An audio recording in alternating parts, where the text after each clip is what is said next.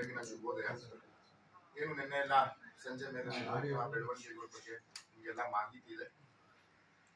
ಏನು ಬಿಜೆಪಿ ಮುಖಂಡರು ಮತ್ತೆ ವಕೀಲರಂತಹ ದೇವರಾಜೇಗೌಡ ಅವರು ಇಲ್ಲಿಸಲ್ಲದ ಆರೋಪ ಮಾಡಿ ಒಂದು ಸುಳ್ಳಿನ ಸುಳಿಮಳೆನೆ ನಮ್ಮ ಪಕ್ಷದ ನಾಯಕರುಗಳಂತಹ ಕೇಂದ್ರ ಸರ್ಕಾರದ ಮುಖ್ಯಮಂತ್ರಿಗಳು ಉಪಮುಖ್ಯಮಂತ್ರಿಗಳ ಮೇಲೆ ನನ್ನ ಮೇಲೆ ಇಲ್ಲಿಸಲ್ಲದ ಆರೋಪಗಳನ್ನ ಮಾಡಿದ್ದಾರೆ. ಅದೆಲ್ಲ ನಿಮ್ಗೆ ಮಾಹಿತಿ ಇರುತ್ತದೆ.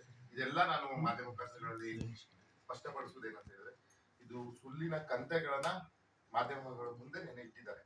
ಅದ್ರಲ್ಲಿ ಹೇಳಿದ್ರಲ್ಲಿ ಯಾವುದೇ ಭಾಗಶಃ 1% ಸಹ ಸತ್ಯಾಂಶ ಇಲ್ಲದು ಮೇಲ್ನೋಟಕ್ಕೆ ಕಾಣ್ತದೆ. ಪಾರದರ್ಶಕವಾಗಿ SIT ಇಂದ ತನಿಖೆ ನಡೀತಾ ಇದೆ. ತನಿಖೆ ಆಗ್ಲಿ ಅಂತ ನಾನು ಆಗ್ರಹಿಸಿದ್ರೆ ನಾನು ಒಬ್ಬ. ಹಾಗಾಗಿ ನನ್ನ ಮೇಲೇನು ಆರೋಪ ಮಾಡಿದ್ದಾರೆ, ಯಾವುದೋ ಒಂದು ಖಾಸಗಿ ರೆಸ್ಟೋರೆಂಟ್ ಅಲ್ಲಿ ಹೋಗಿ ಮಾತುಕತೆ ಮಾಡಿದ್ದಾರೆ ಹಾಗೆ ಹೀಗೆ ಅಂತ, ಅದಕ್ಕೆ 100% ಶುದ್ಧ ಸುಳ್ಳು. ನಾನು ಬಹಿರಂಗವಾಗಿ ಅವ್ರಿಗೆ ನಾನು ಕೇಳ್ತಾ ಇದ್ದೀನಿ, ಚರ್ಚೆಗೆ ಬರ್ಲಿ ಹಾಸನಕ್ಕೆ ಚರ್ಚೆಗೆ ಬರ್ಲಿ, ಬಹಿರಂಗವಾಗಿ ಒಳನಷ್ಟಕ್ಕೆ ಚರ್ಚೆಗೆ ಬರ್ಲಿ.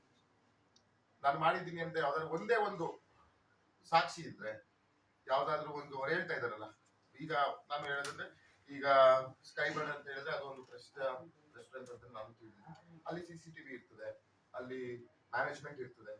ಅವರೆಲ್ಲ ಎಂಕ್ವೈರಿ ಮಾಡ್ಲಿ. ಶ್ರೇಯಸ್ ಪಟೇಲ್ ಬಂದಿದ್ದಾರೆ, ಇದೇನು ಈ ತರ ಏನೇನಾದ್ರು ಹಸಿ ಚರ್ಚೆಗಳಾಗಿತ್ತ, ಇದನ್ನೆಲ್ಲ ಕೇಳಿ ಎಂಕ್ವೈರಿ ಮಾಡ್ಲಿ. ನಾನು ಅದ್ರಲ್ಲಿ ಒಂದೇ 1% ನನ್ನ ಪಾತ್ರ ಇದ್ರೆ ನಾನು ರಾಜಕೀಯವಾಗಿ ಹಿಂದೆ ಸರಿ ಮಾಡ್ತೀನಿ. 4ನೇ ತಾರೀಕು ಜನ ನನ್ನ ಆಶೀರ್ವಾದ ಮಾಡಿದ್ರೆ ಅವತ್ತೇ ನನ್ನ ರಾಜೀನಾಮೆ ಸಹ ಕೊಟ್ಟಿರ್ತೀನಿ. ಏನಾದ್ರು ನಾನು ಇದ್ರು ಖಂಡಿತವಾಗಿಯೂ ನಾನು ಇದರಲ್ಲಿ ಅವರು ಹೇಳಿರೋದು ನಿಜ. ಈಗ ಒಬ್ಬರನ್ನ ವೈಯಕ್ತಿಕವಾಗಿ ತೇಜವಾದ ಮಾಡೋದನ್ನ ಬಿಟ್ಟು ಏನು ಒಂದು ಟ್ರ್ಯಾಕ್ ಅಲ್ಲಿ SIT ತನಿಖೆ ನಡೀತಾ ಇದೆ, ಅದನ್ನ ದಿಕ್ತಪ್ಪಿಸುವಂತ ಕೆಲಸ ದೇವರಾಜೇಗೌಡ ಕೆಲಸ ಮಾಡ್ತಾ ಇದ್ದಾರೆ. ಅವರು ವಕೀಲರಾಗಿದ್ದವರು ಮಾಡ್ತಾರೆ ಅನ್ನೋದು ನನಗಂತೂ ಗೊತ್ತಿಲ್ಲ. ಅವರು ಕಾಂಗ್ರೆಸ್ ಪಕ್ಷದಲ್ಲಿ ಇದ್ದಾರೋ, ಬಿಜೆಪಿ ಇದ್ದಾರಾ, JDS ಅಲ್ಲಿ ಇದ್ದಾರ ಅಂತ ನನಗೆ ಗೊತ್ತಿಲ್ಲ. ಒಂದೊಂದು ಬಾರಿ ಒಂದೊಂದು ಪಕ್ಷದ ಪರ ಮಾತಾಡ್ತಾರೆ. ನಿನ್ನೆ ನಿಮ್ಗೆ ಗೊತ್ತಿರೋಂಗೆ ಯಾವ ತರ ತಿರ್ಚಿ ಏನ್ ಮಾತಾಡಿದ್ದಾರೆ ಅನ್ನೋದು. ಈಗ 6 ತಿಂಗಳು ಮುಂಚೆ ಎಲ್ಲ ನಮ್ಮ ಹಾಸನ ಜಿಲ್ಲಾ ಪ್ರತಿನಿಧಿಗಳೇ ಇರೋರು, ನಿಮ್ಗೆಲ್ಲರಿಗೂ ಗೊತ್ತಿರೋಂಗೆ 6 ತಿಂಗಳು ಮುಂಚೆ ಏನೇನ್ ಮಾತಾಡಿದ್ದಾರೆ, ಯಾರು ಹಾಸನ NR ಸರ್ಕಲ್ ಅಲ್ಲಿ LED ವಾಲ್ ಮುಂದೆ ಬಿಡ್ತೀನಿ ಅಂತ ಹೇಳಿರೋದು ಯಾರು, ನಂತರ ಇದೆ ಅಂದ್ಬಿಟ್ಟು ಮಾಹಿತಿ ಅವರ ಪಕ್ಷದ ಹೈಕಮಾಂಡ್ಗೆ ಕೊಟ್ಟಿರೋರು ಯಾರು, ಮತ್ತೆ ಯಾರು ಅವ್ರ ವಿರುದ್ಧ ಯಾವ್ದು ಅಕ್ರಮ ಆಸ್ತಿ ಗಳಿಕೆ ಆರೋಪ ಮಾಡಿಕೊಂಡು ಕಾನೂನು ಹೋರಾಟ ಮಾಡಿದ್ದಾರೆ. ಇದನ್ನೆಲ್ಲ ಮಾಡ್ಬಿಟ್ಟು ಇವತ್ತು ಕಾರ್ ತಿನ್ಬಿಟ್ಟು ಕಂಡೋರ್ ಮೇಲೆ ಓಡಿಸೋದು ಅಂತ ಗಾದೆ ಇದೆ, ಆ ರೀತಿ ಬೇರೆಯವ್ರ ಮೇಲೆ ಯಾಕೆ ಹೇಳ್ತಾರೆ? ಈ ಪಾಪ ಅನ್ಯಾಯ ಆಗ್ತಾ ಇದ್ರು ಸಂತ್ರಸ್ತರಿಗೆ, ಅವ್ರ ಬಗ್ಗೆ ನಾವು ಗಮನ ಹರಿಸ್ಬೇಕು. ದಿನ ಮಾಧ್ಯಮದಲ್ಲಿ ಸಂತ್ರಸ್ತರು ಅಂತ ಅವ್ರನ್ನ ಮಾನಸಿಕ ಕುಗ್ಗುವಂತ ಕೆಲಸನ ಇವ್ರು ಮಾಡ್ತಾ ಇದ್ದಾರೆ. ಅವ್ರಿಗೆ ಸರಿಯಾದ ದಾರಿಲಿ ಇದು ತನಿಖೆ ಆಗ್ಬೇಕು, ತಪ್ಪಿತಸ್ಥರಿಗೆ ಶಿಕ್ಷೆ ಆಗ್ಬೇಕು, ಸಂತ್ರಸ್ತರಿಗೆ ನ್ಯಾಯ ದೊರಕಿಸ್ಕೊಡ್ಬೇಕು ಅಂತ ಕೆಲಸ ಮಾಡ್ಲಿ. ನಾವೆಲ್ಲ ಅವ್ರಿಗೆ ಬೆಂಬಲವಾಗಿ ನಿಲ್ಲಲ್ಲ. ಅದು ಬಿಟ್ಬಿಟ್ಟು ಇದು ತನಿಖೆನೆ ಬೇರೆ ಹಾದಿ ತಗೊಂಡೋಗ್ಲಿಕ್ಕೆ ಇವರು ಪ್ರೇರೇಪಿಸ್ತಿದ್ದಾರೆ, ಆ ಕೆಲಸ ಮಾಡ್ತಾ ಇದಾರೆ, ಆ ಹುನ್ನಾರ ಮಾಡ್ತಾ ಇದ್ದಾರೆ. ಇದಕ್ಕೆ ನಾನು ಖಂಡಿತವಾಗಿ ಖಂಡಿಸ್ತೀನಿ. ನಾನು ಪದೇ ಹೇಳೋದಿಷ್ಟೇ, ಬಹಿರಂಗವಾಗಿ ಚರ್ಚೆಗೆ ಬರ್ಲಿ. ನನ್ನ ವಿರುದ್ಧ ಇರುವಂತಹ ಆರೋಪ ಮಾಡ್ತಾ ಇದ್ದಾರೆ, ಅದಕ್ಕೆ ದಾಖಲೆಗಳು ಕೊಡ್ಲಿ, ಸಾಕ್ಷಿ ಕೊಡ್ಲಿ. ಖಂಡಿತವಾಗಿಯೂ ಅವ್ರು ಹೇಳಿದ್ ನಾನು ಬದ್ದಾಗಿರ್ತೀನಿ. ಅದನ್ನ ಬಿಟ್ಬಿಟ್ಟು ಯಾವುದೇ ಆಧಾರ ಸಾಕ್ಷಿಗಳು ಇಲ್ಲದೆ ಇವರು ನನ್ನ ಮೇಲೆ ಆರೋಪ ಮಾಡೋದು ಸರಿ ಇಲ್ಲ. ಮುಂದಿನ ದಿನಗಳಲ್ಲಿ ನಾನು ಸಹ ಇದ್ರ ಬಗ್ಗೆ ನಮ್ಮ ವಕೀಲರ ಹತ್ರ ಮಾತಾಡ್ತಾ ಇದ್ದೀನಿ. ಡಿಫಾಮೇಷನ್ ಏನು ಮಾನ ನಷ್ಟ ಮೊಕದ್ದಮೆ ಕೇಸ್ ಸಹ ನಾನು ಹೂಡ್ತಾ ಇದ್ದೀನಿ, ತೀರ್ಮಾನ ಮಾಡ್ಕೊಂಡಿದ್ದೀನಿ.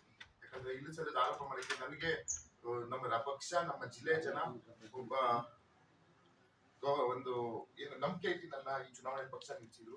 ಜಿಲ್ಲೆಯ ಜನ ನಂಬಿಕೆ ಇಟ್ಟು ನನ್ನ ಚುನಾವಣೆಯಲ್ಲಿ ಅವಕಾಶ ಮಾಡಿಕೊಟ್ಟು ಬೆಂಬಲಿಸಿದ್ದಾರೆ. ಅದ್ರ ಫಲಿತಾಂಶ 4ನೇ ತಾರೀಕು ಬರ್ತದೆ. ಇದರಲ್ಲಿ ನನಗೆ ಹೆಸರಿಗೆ ಕಳಕ ಬರುವಂತ ಕೆಲಸನ ಯಪ್ಪ ಮಾಡ್ತಾ ಇದ್ದಾರೆ. ಇದನ್ನ ನಾನು ಕಾನೂನು ಹೋರಾಟ ಮಾಡೋಕ್ಕೆ ನಾನು ಸಿದ್ಧನೇ ಇದ್ದೇನೆ, ಕಾನೂನು ಹೋರಾಟ ಮಾಡ್ತೇನೆ. ನಾನು ಮಾಧ್ಯಮ ಮುಖಾಂತರಗಳಿಗೆ ಕೇಳ್ಕೊಳ್ಳೋದು ಒಂದೇ, ಈ ತನಿಖೆ ನ್ಯಾಯಸಮ್ಮತವಾಗಲಿ. ಯಾವುದು ಈ ಸಂತ್ರಸ್ತತೆ ನನಗೆ ಇನ್ನೊಂದು ನಾನು ಮಾಧ್ಯಮ ಮುಖಾಂತರ ಕೇಳ್ಕೊಳ್ತೀನಿ. ನನಗೆ ಆ ಪೆನ್ಡ್ರೈವ್ ಸುದ್ದಿ ಮಾತಾಡ್ಲಿಕ್ಕೆ ನನಗೆ ಅಸಹ್ಯ ಆಗ್ತದೆ. ನನಗೆ ಅದು ಮಾತಾಡೋದು ನನಗೆ ಇಷ್ಟ ಇದೆ. ನಾನು ಸಹ ಒಬ್ಬ ಸೊಫಿಸ್ಟಿಕೇಟೆಡ್ ಫ್ಯಾಮಿಲಿಯಿಂದ ಬಂದಿರೋರು. ನಾನು ಮಹಿಳೆಯರ ಜೊತೆ, ಸೋದರಿಯರ ಜೊತೆ ಬೆಳೆದಿರೋಂಥವ್ರು. ಮಾತಾಡೋಕೆ ನನಗೆ ಇದ್ರ ಬಗ್ಗೆ ಇಷ್ಟ ಇಲ್ಲ. ಹಾಗಾಗಿ ನ್ಯಾಯಸಮ್ಮತವಾಗಿ ಅದು ತನಿಖೆ ಆಗ್ಲಿ. ಏನ್ ಇವ್ರು ಹೇಳ್ತಾ ಇದಾರಲ್ಲ, ಅವ್ರು ಬಿಟ್ರು ಇವ್ರು ಬಿಟ್ರು ಅಂತ ಏನೇನೋ ಹೇಳ್ತಾ ಇದಾರೆ, ಚುನಾವಣೆ ಟೈಮಲ್ಲಿ ಬಿಟ್ರು, ಹಾಗೆ ಬಿಟ್ರು, ಅವ್ರ ಮನೆಗೆ ಹೋಗಿದ್ರು, ಅದನ್ನ ಸಾಕ್ಷಿ ಸಮೇತ ಕೊಡ್ಲಿ. ಅದನ್ನು ತನಿಖೆ ಆಗ್ಲಿ. ತನಿಖೆಯಲ್ಲಿ ಯಾರು ತಪ್ಪಿತಸ್ಥಿರ್ತಾರೋ ಅವ್ರಿಗೆ ಶಿಕ್ಷೆ ಆಗ್ಲಿ. ನಾನಂತೂ ಇಷ್ಟಕ್ಕೆಲ್ಲ ಈ ಗೊಜ್ಜ ರಾಜಕಾರಣಕ್ಕೆ ನೇರ ಕಾರಣ ದೇವರಾಜೇಗೌಡ. ನಿನ್ನೆ ನಡೆದಿರುವಂತಹ ಏನ್ ಈ ಗೊಜ್ಜ ರಾಜಕಾರಣ ಅಂತ ಹೇಳ್ತಾರೆ, ಇದಕ್ಕೆಲ್ಲ ಕಾರಣ ದೇವರಾಜೇಗೌಡರು. ಈ ಒಂದು ತನಿಖೆನ ದಿಕ್ ತಪ್ಪಿಸಕ್ಕೆ ಮಾಡ್ತಿರುವಂತ ಹುನ್ನಾರ ಇದು. ಇವ್ರು ಯಾವ ಪಕ್ಷದಲ್ಲಿ ಯಾವ ರೀತಿ ಏನ್ ಆಮಿಷ ಇಟ್ಕೊಂಡು ಏನ್ ಮಾಡಿದಾರೆ ಅನ್ನೋದು ನನಗಂತೂ ಗೊತ್ತಿಲ್ಲ. ಒಂದೊಂದ್ ದಿನ ಒಂದೊಂದ್ ಪಕ್ಷದ ಪರ ಮಾತಾಡ್ತಾರೆ.